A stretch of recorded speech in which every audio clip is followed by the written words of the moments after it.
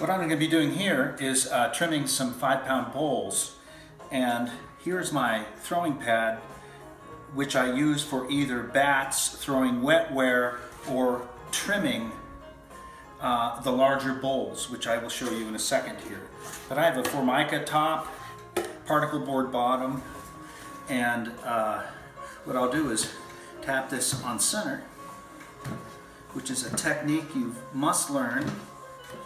Really applies to decorating, trimming, things of that nature.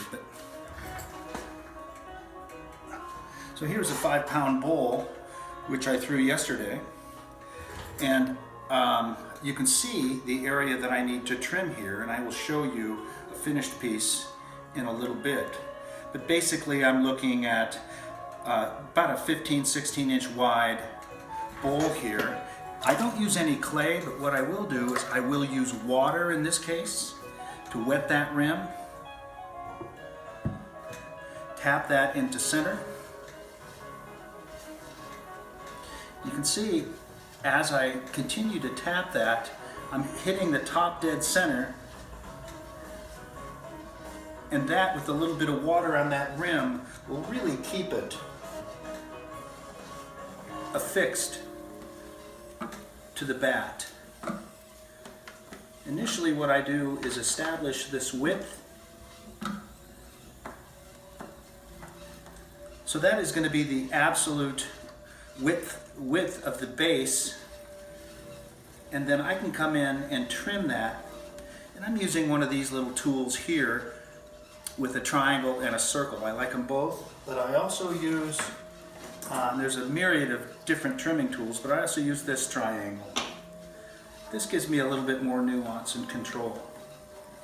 But if you notice, that little bit of water on the bat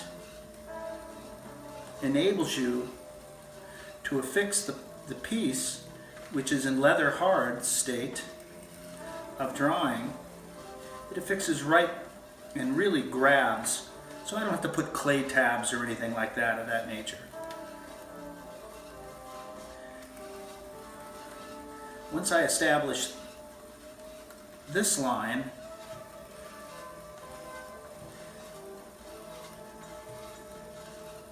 I'm able to come in here with my triangle tool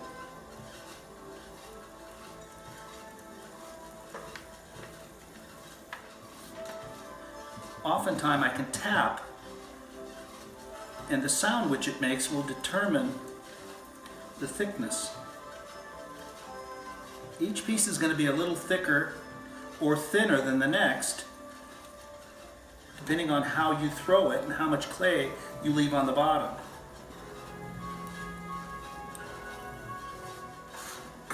Oftentimes I'll come in and grab a little bit of moisture here, coat that, and again with a rib, I can come in and compress that edge.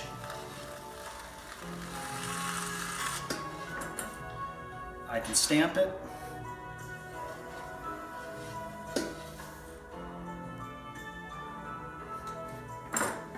And then just lightly pull that apart, and that disconnects the piece, and I'm at leather hard state here where I can go ahead and lift that up just well enough to turn that over. As I put a little bit of moisture on that rim, I'm able to smooth out with a little bit of water. I use slip for everything, especially throwing, but in trimming, I'm more readily using water, especially when you're smoothing out these rims. This gives me an opportunity to finish one last thing of just smoothing out of the piece. Since this is a 5-pound bowl, it's probably now a 4.5-pound bowl, and when you factor that 20% of it is water, it loses quite a bit of weight. So this gives me an idea of what I'm trimming. A little bit of water on that rim.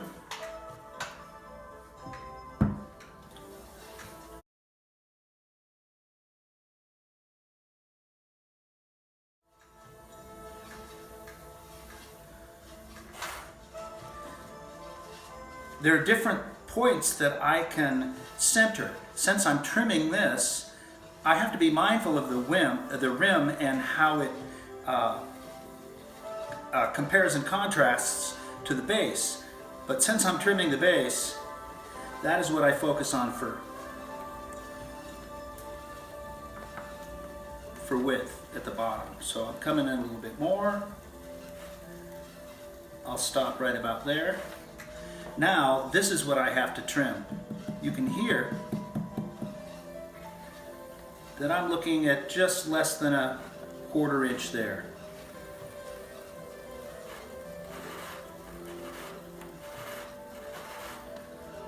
Also, everything I'm trimming here, I will save and recycle.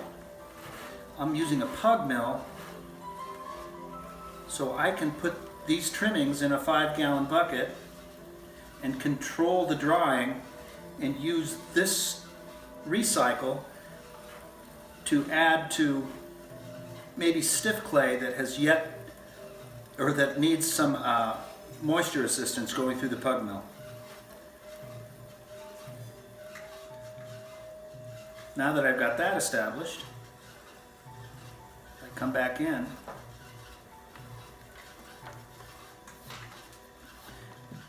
Again, you can hear that when you tap.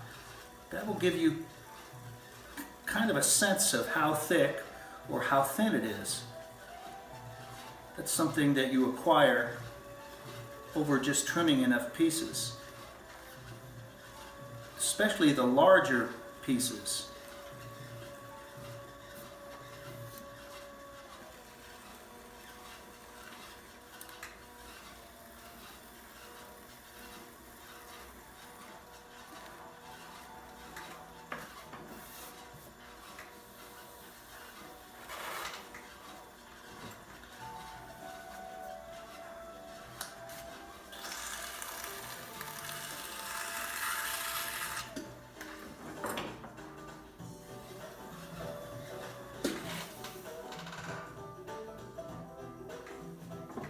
Now again, once I release it, I just kind of push it away from me and it releases. And when it does leave a little bit of chatter line here. So I will go ahead and turn that over, tap it back into center.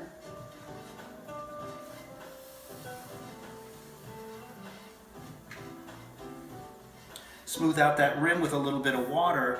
And also, I'm mindful of when I'm trimming these at leather hard state, I don't want them to where they're floppy or moving.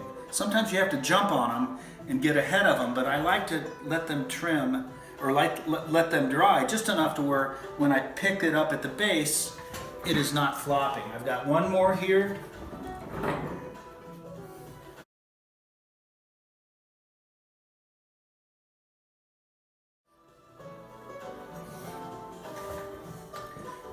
This is a little deeper, so I won't have the width there. A little bit of water on this rim. Tap into center. I see a lot of gadgets in the sale department at pottery stores, and the grip type things just never really work for me. Potters tend to find solutions that are as good and cheaper. One of the things that are difficult to do to trim would be a bottle form. So we would throw a chuck, which is just like a form like this, maybe this tall, without a top and without a bottom, so you can set that bottle form in there. Should you decide to trim a bottle form.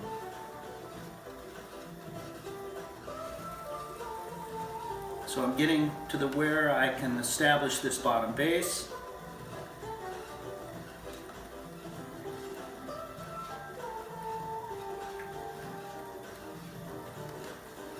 So that'll be my width, little bevel.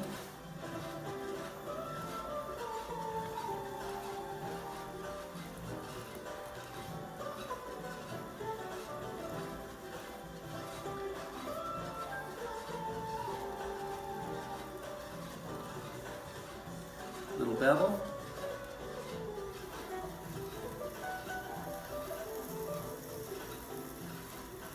Having thrown these for many years, I get a sense of where the weight is that needs to be taken off when I am trimming. And it's all usually right here. This has obviously been thrown, and once it's into the bowl wall, it usually doesn't have much mass.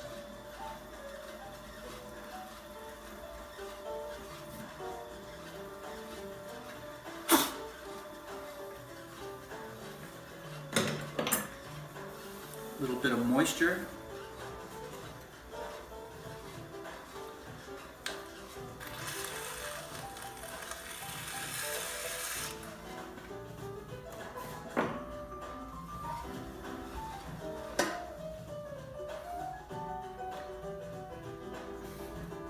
My stamp, again, to release that, all I do is merely push it forward, and that gives me a nice sense of the bowl, and it gives you a sense of how firm that is in the leather hard state. But I have a very uniform bowl there.